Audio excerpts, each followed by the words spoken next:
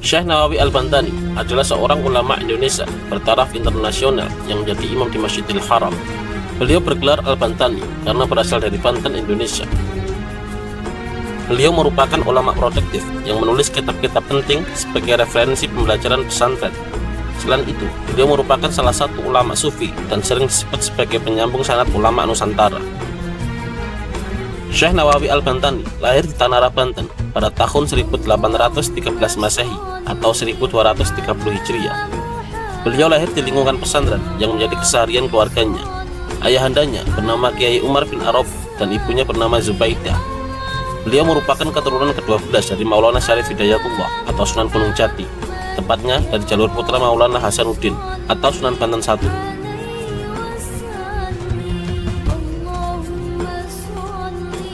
Pendidikan Syekh Nawawi Al-Bantani dimulai sejak kecil. Beliau mendapat tempaan langsung dari orang tuanya.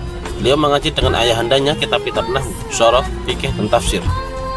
Pada usia 15 tahun, Syekh Nawawi Al-Bantani mendapatkan kesempatan untuk mengaji ke Tanah Suci. Di Makkah, beliau menunaikan ibadah haji sekaligus belajar dengan beberapa ulama. Di Tanah Suci tersebut, beliau belajar ilmu kalam, bahasa dan sastra Arab, ilmu hadis, tafsir, dan fikih. Di antara guru-guru beliau yaitu Sayyid Ahmad Nahrawi, Sayyid Ahmad Demiyati, Ahmad Zaini Dahlan, Muhammad Khatib Al-Hambali. Kemudian, setelah mengaji dengan beberapa guru di Makkah, Syekh Nawawi Al-Bantani melanjutkan belajar ke Mesir dan Syam.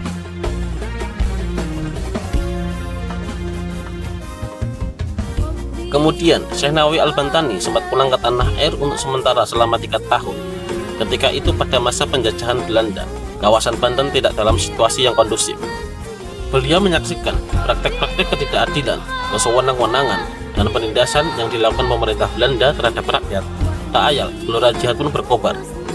Sebagai intelektual yang memiliki komitmen tinggi terhadap prinsip-prinsip keadilan dan kebenaran, Syekh Nawawi Al-Bantani kemudian berdakwah keliling Banten, mengobarkan perlawanan terhadap penjajah sampai pemerintah Belanda membatasi gerak-geriknya, seperti dilarang berkhutbah di masjid-masjid.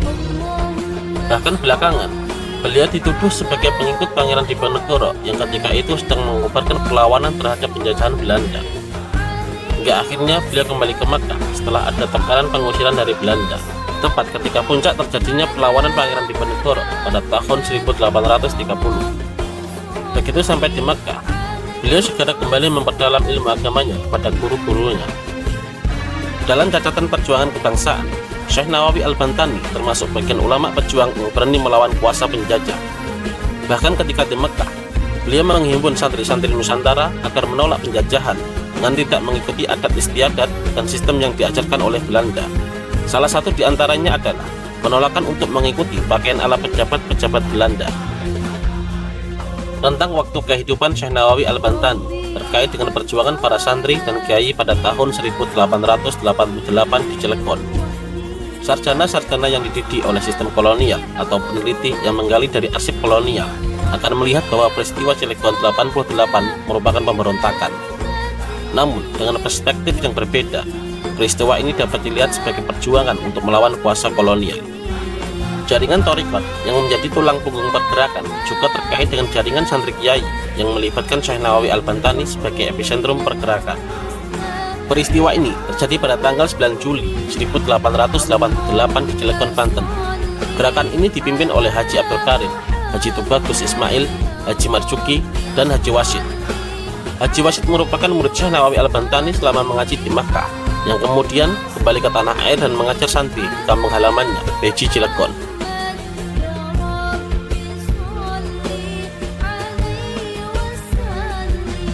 Selama di Makkah pada periode kedua ini, Syekh Nawawi Al-Bantani mengabdikan diri mengajar dan menulis kitab.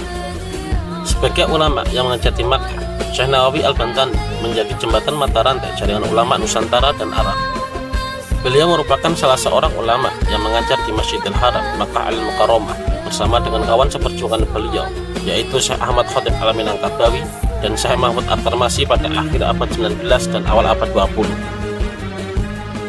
Syekh Nawawi Al-Bantani mulai masyhur ketika menetap di Syekh Ali, Mekah. Beliau mengajar di halaman rumahnya. Mula-mula muridnya cuma puluhan, tetapi semakin lama jumlahnya semakin bertambah. Mereka datang dari berbagai penjuru dunia. hingga jadilah Syekh Nawawi Al-Bantani sebagai ulama yang dikenal piawai dalam ilmu agama, terutama dalam bidang tauhid, fikih, tafsir, dan tasawuf. Banyak santri-santri dari penjuru Nusantara yang datang berguru kepada beliau, diantaranya adalah Kiai Khalil Madura, Kiai Hasyim Asy'ari, Kiai Asnawi, Kiai Asy'ari Bawean, Kiai Tubagus Muhammad Asnawi, Kiai Najihun, Kiai Ilyas, Kiai Abdul Ghafur, dan Kiai Tubagus Syukri dari Jawa Barat. Nama Syekh Nawawi Al-Bantani semakin masyhur ketika beliau ditunjuk sebagai Imam Masjidil Haram, menggantikan Syekh Ahmad Khatib Asy-Syambasi atau Syekh Ahmad Khatib Al-Minangkabawi.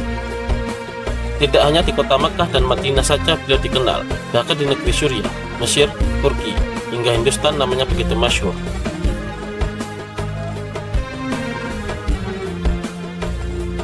Dalam pemahaman tasawuf, Syekh Nawawi Al-Bantani merupakan tokoh sufi beraliran Qadiriyah.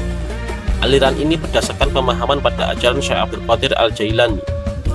Pada ranah tasawuf, Syekh Nawawi Al-Bantani menulis kitab Salalim Al-Fudala yang didasarkan pada teks pelajaran tasawuf Hidayah Al-Atqiyah ila Thariq Al-Auliya, karya Zain ad-Din Al-Malibari yang ditulis pada tahun 914 Hijriah atau 508 Masehi. Kitab ini sangat populer di pesantren-pesantren tanah Jawa, bahkan disebut dalam rangkaian kisah Salat Centini. Karya beliau yang lain dalam bidang tasawuf adalah Misbah ad-Durdun ala Manhaj al-Atan fi Tabwibil Hukum. Syekh Nawawi Al-Bantani sering mengaku sebagai pengikut Imam Al-Asy'ari atau Asy'ariyah serta Imam Abu Mansur Al-Maturidi. Sebagai pengikut Imam Asy'ari, Syekh Nawawi Al-Bantani memperkenalkan konsep sifat-sifat Allah Subhanahu wa taala. Dengan demikian, seorang muslim harus mempercayai bahwa Allah memiliki sifat yang dapat diketahui dari perbuatannya, karena sifat Allah adalah perbuatannya. Untuk menjelaskan kepada pembaca awam, Syekh Nawawi membagi sifat Allah dalam 3 bagian, yaitu wajib, mustahil, dan jaiz. Dari penjabaran ini, sifat wajib mempunyai sifat pasti yang melekat pada Allah Subhanahu wa taala, dan mustahil tidak adanya. Sedangkan sifat mustahil merupakan sifat yang pasti tidak ada pada Allah Subhanahu wa taala dan wajib tidak adanya. Sedangkan sifat jaiz atau mungkin adalah sifat yang boleh ada dan boleh tidak ada pada Allah. Dari kitab-kitab yang ditulis Syekh Nawawi Al-Bantani, terlihat bahwa beliau berhasil memperkenalkan teologi Asy'ari dalam sistem pemikiran kaum muslim di Nusantara, terutama transmisi pengetahuan melalui komunitas pesantren. Beliau juga membahas tentang dalil naqli dan akli, yang menurut beliau harus digunakan bersama-sama. Jika terjadi pertentangan di antara keduanya, maka dalil naqli harus didahulukan. Menurut Syekh Nawawi Al-Bantani, menjadi kewajiban seorang muslim untuk memahami keesaan Allah dengan memahami dalil-dalil yang menjadi petunjuk keberadaan dan kemahabesaran Sang Khalik. Bagi Syekh Nawawi Al-Bantani, pemikiran-pemikiran dalam bidang tasawuf yang disampaikan dalam karya-karyanya berakar dari telaah sekaligus petualangan batinnya. Beliau mengibaratkan syariat dengan sebuah kapal, tarekat sebagai laut, dan hakikat merupakan intan dalam lautan yang hanya dapat diperoleh dengan kapal yang berlayar di samudra luas. Beliau berpendapat syariat dan thariqat merupakan awal perjalanan seorang sufi, sementara hakikat merupakan hasil dari syariat dan thariqat. Dengan demikian, Syekh Nawawi Al-Bantani menilai bahwa laku thariqat menjadi jembatan menuju hakikat, asalkan tidak bertentangan dengan syariat. Pemikiran beliau agak berbeda dengan beberapa sufi Nusantara lainnya, semisal dengan Hamzah Fansuri, Nuruddin Ar-Raniri, dan Abdul Rauf As-Singgili. Beliau lebih dekat dengan pemahaman tasawuf Imam Al-Ghazali dalam memandang sinergi tarekat, syariat, dan hakikat. Dalam catatannya tentang fikih dan tasawuf, terutama dalam kitab Salalim Al-Fudala, Syekh Nawawi terlihat sebagai Imam Al-Ghazali di era abad ke-20. Menurut beliau, ilmu lahiriah dapat diperoleh langsung dari proses ta'allum atau berguru dan tadarus atau belajar, sehingga mencapai derajat alim. Sedangkan ilmu batin diperoleh melalui proses zikir, muraqabah, dan musyahadah, sehingga mendapatkan derajat arif. Dalam pandangan Syekh Nawawi Al-Bantani, seorang muslim yang abid tidak hanya menjadi alim dengan menguasai ilmu-ilmu lahiriah, namun juga mengasah kepekaan batin dengan menyikap rahasia spiritual. Keseimbangan ilmu lahir dan ilmu batin, kemampuan analisa, dan kepekaan rasa menjadikan seorang muslim mendapatkan cahaya yang lebih terang untuk memahami kekuasaan dan ilmu pengetahuan Allah. Dengan demikian, Tasawuf bagi Syekh Nawawi Al-Bantani sebagai jembatan untuk memperbaiki adab dan etika manusia. Dari perspektif ini dapat dipahami bahwa penguasaan ilmu lahiriah semata tanpa penguasaan ilmu batiniah akan berakibat pada terjerumusnya manusia dalam kefasikan. Sedangkan penguasaan ilmu batin semata tanpa ada perimbangan ilmu lahiriah hanya akan menjadikan manusia terjebak pada perilaku zindrik.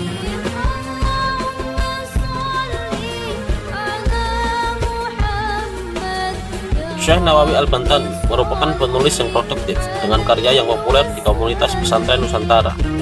Karya beliau tersebar dalam rukun ilmu kalam, fikih, akhlak dan tasawuf hingga tafsir. Dalam bidang ilmu kalam, Syekh Nawawi Al-Bantani menulis kitab Fathul Majid, Bijan Ad-Dorari, Kasyafatul Syajja, An-Nahjatul Jadidah, Dazariyatul Yakin, Alaumil Barohil, Ar-Risalah Al-Jami'ah Baina Usuluddin wa Fikih wa Tasawuf, Athimar Al-Yani'ah, dan Nur Ad-Dolam.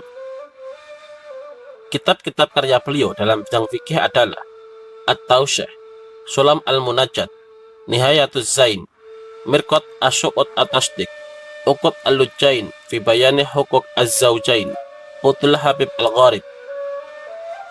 Sedangkan karya beliau dalam bidang tafsir adalah At-Tafsir Al-Munir li Ma'alim Al-Tanzil.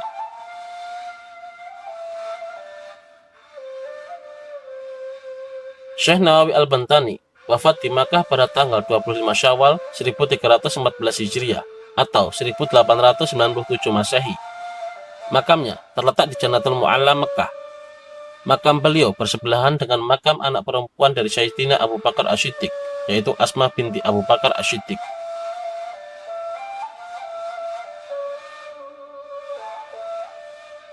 Di antara gelar kehormatan yang disematkan kepada beliau adalah Al-Sayyid Al-Ulama Hijaz, yaitu tokoh ulama Hijaz atau Sayyidil Hijaz, penjaga Hijaz.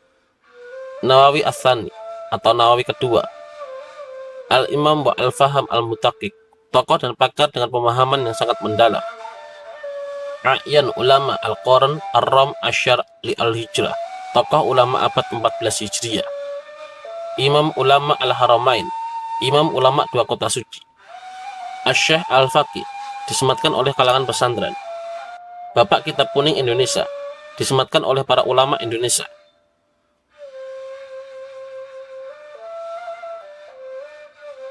Ada sebuah kisah yang disarikan dalam cerita lisan yang berkembang di komunitas pesantren.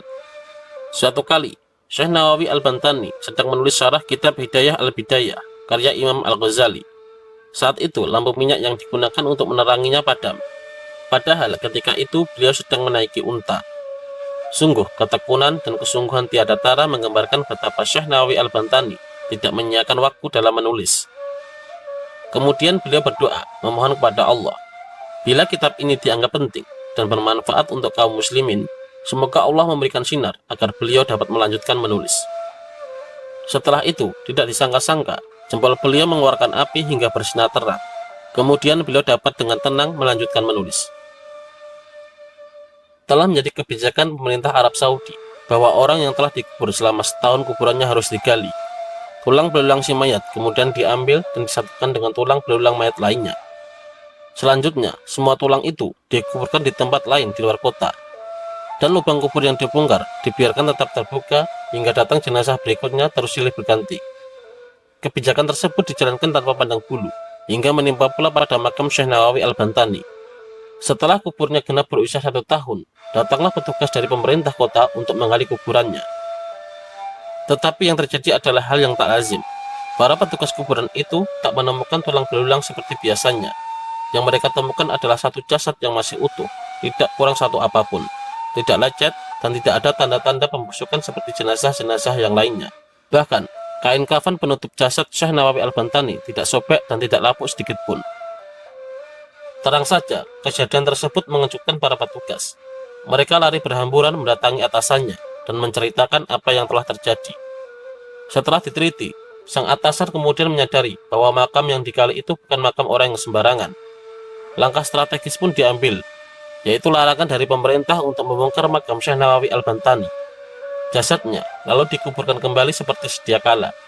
Dan hingga sekarang, makam Syekh Nawawi Al-Bantani tetap berada di Ma'la, Mekah.